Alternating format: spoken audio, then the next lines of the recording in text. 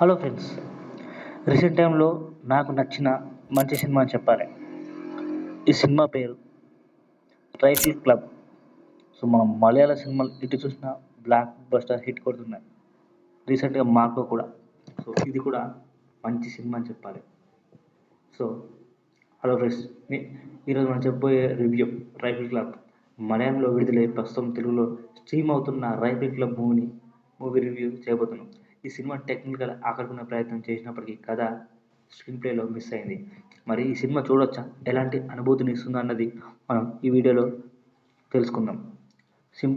కథ సింపుల్గా ఉంటుంది.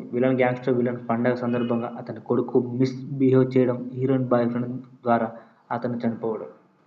ఈ ఘటనపై విలన్ రియాక్ట్ అవుతాడు. ఆ తర్వాత గన్ ఫైట్ సీక్వెన్స్, హంటింగ్ సీన్స్తో కథ నడుస్తుంది. సో హైలైట్స్: సినిమాటోగ్రఫీ, అడిపంది వేట సీన్స్, గన్ షూటింగ్లో షాట్స్ హైలైట్గా నిలిచాయి.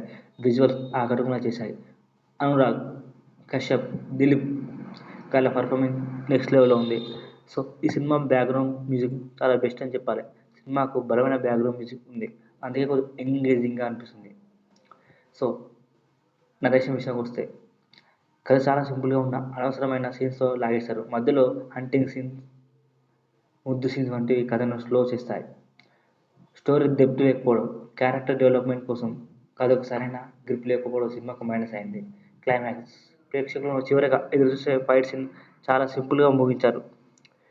సో అనురాగ్ కశ్యప్ గారి పాత్ర బాగుంది, కానీ అసలు భయం కలిగించేలా ఎగ్జిక్యూట్ చేయలేదు. సో కొంత ఫ్యామిలీతో చూడొచ్చా, కొంత వైలెన్స్ ఉండడంతో పాటు ఒక లిప్ కిస్ కాంపిటీషన్ సీన్ అసౌకర్యం కలిగించవచ్చు. మిగతా అంతా ఫ్యామిలీతో చూసేందుకు అనుకూలమే. టెక్నికల్, డైరెక్టర్ ఆశీష్ అబ్బు గారు మునుపటి చిత్రాల తరహాలోనే కథని డ్రాగ్ చేయడంలో ఎక్కువ ఫోకస్ పెట్టారు. సో సినిమాటోగ్రఫీ హైలైట్ అయిన దానికి సరిపోయే కథానాయకత్వం లేకపోవడం స్పష్టంగా కనిపిస్తుంది. సో రైఫిల్ క్లబ్ సినిమాను టెక్నికల్గా ఎంజాయ్ చేయవచ్చు, కానీ కథ సింపుల్గా, నరేషన్ కొంచెం డల్ చేసిన ఫీల్ కలిగిస్తుంది. సో విజువల్ బ్యాక్గ్రౌండ్ మ్యూజిక్ అంటే ఇష్టపడే వారికి సరైన ఎంటర్టైనర్గా ఉండవచ్చు, కానీ స్లో పేస్ నరేషన్ వల్ల ఇది అందరికీ అనుకూలమైన చిత్రం కాదని చెప్పాలి. సో ఇంతవరకు రైఫిల్ క్లబ్ మూవీ రివ్యూ. మీకు ఈ మూవీ గురించి ఏమనిపించింది కామెంట్స్లో చెప్పండి. ఇంకా ఇలాంటి రివ్యూస్ కోసం మా ఛానల్ సబ్స్క్రైబ్ చేయండి, లైక్, షేర్ చేయండి. మళ్ళీ కలుద్దాం. జై Hind. So all the best.